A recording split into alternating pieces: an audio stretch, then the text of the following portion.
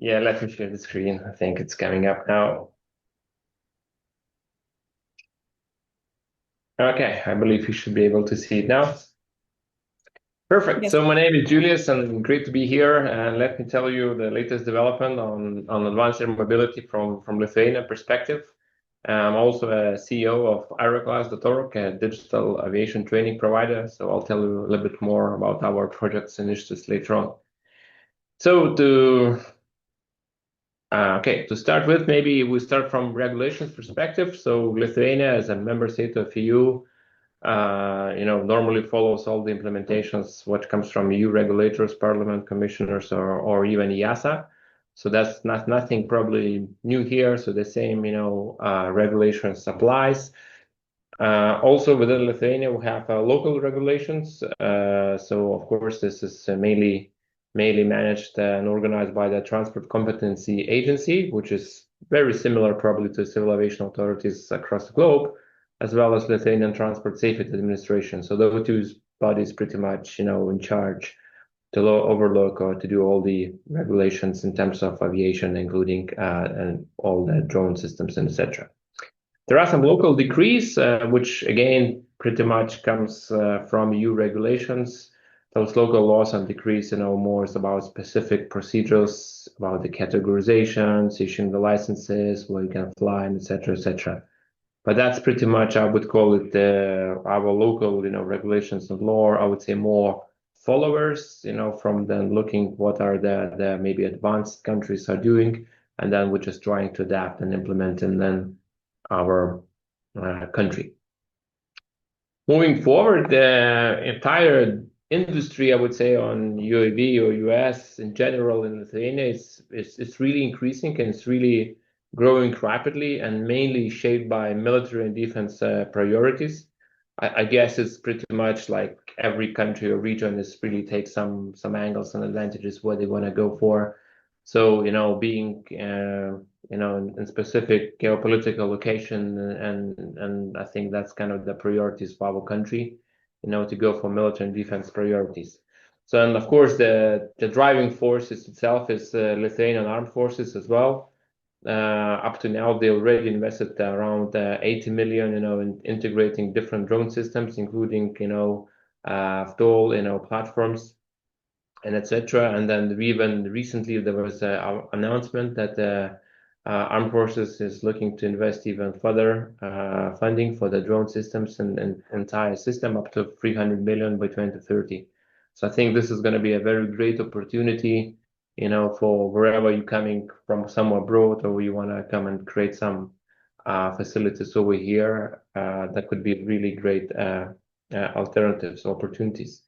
Also, government supports a lot of in terms of the regulations and test beds. So previously they had a 5G connectivity sandbox. Again, was part of it to how to test and integrate the drone systems. Right now, they even upgraded to this AI sandbox, which I think is really goes perfectly for AI-driven US applications, including autonomy and object recognitions and etc. So this is really the something to be explored.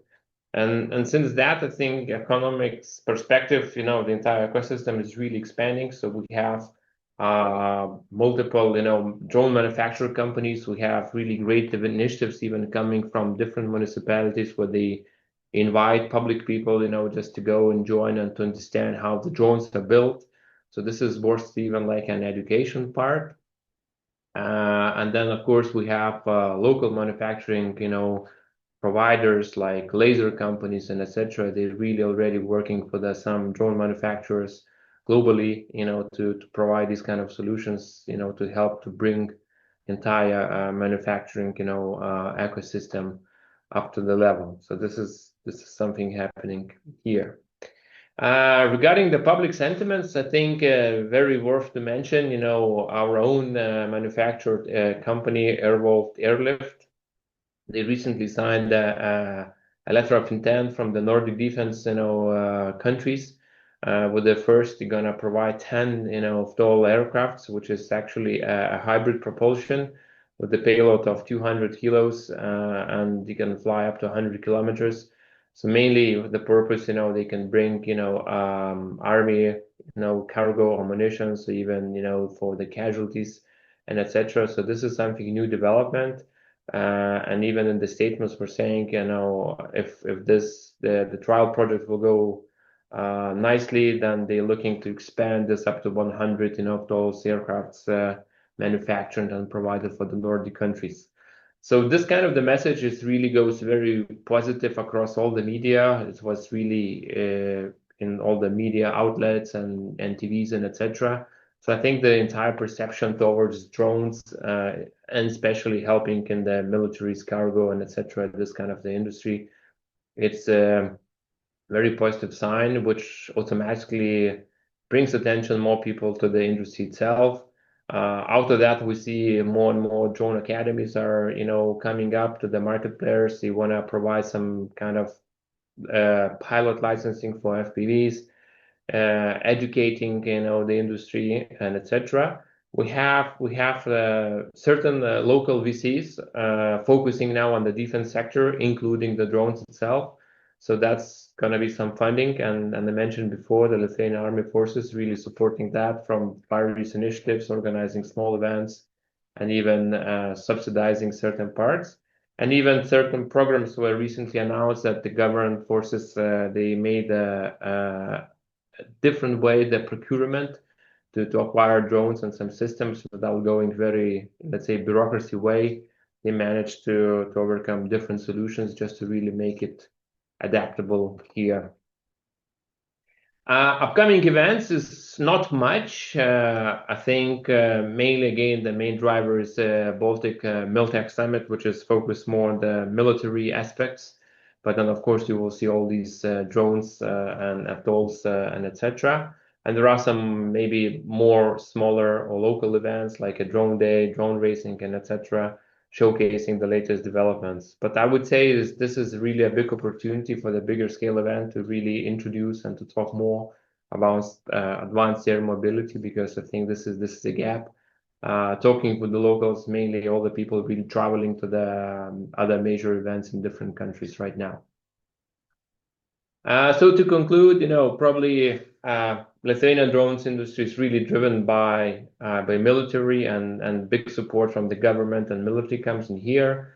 But at the same time, we see really a rapid ecosystem growth, joining many other companies want to develop. So this is really puts in the very nice place, because more and more people are aware about the entire ecosystem. People really takes very positively. People really want to join this industry. So I think this could be really a nice way to build up the capacity, the human resources, wherever it's going to be a supply chain in the industry, or even developers itself and etc. So we see a really big support from the government with the various initiatives from the sandboxes and etc. We see even the venture capital available funds going for these drones, again, to support and to finance the new initiatives and innovation.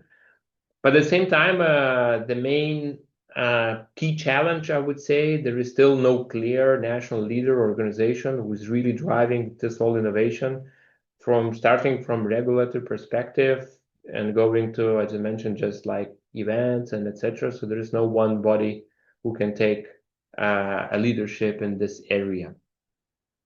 And coming back to a little bit to my background and what we do, so I work for aeroclass.org.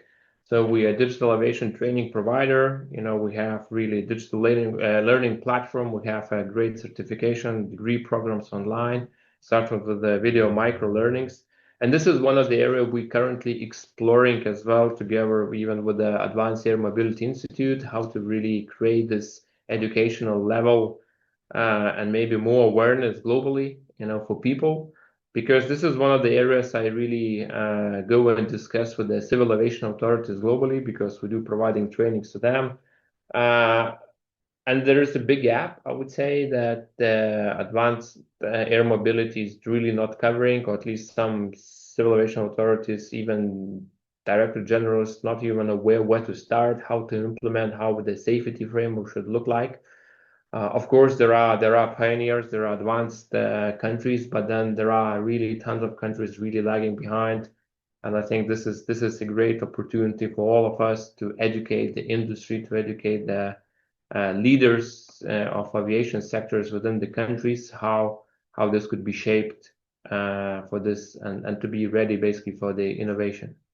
So that's it from my presentation. If you're interested, here's my contact details. Happy to connect on LinkedIn. Drop me an email. I'll be happy to guide you if you need any support. Thank you, guys.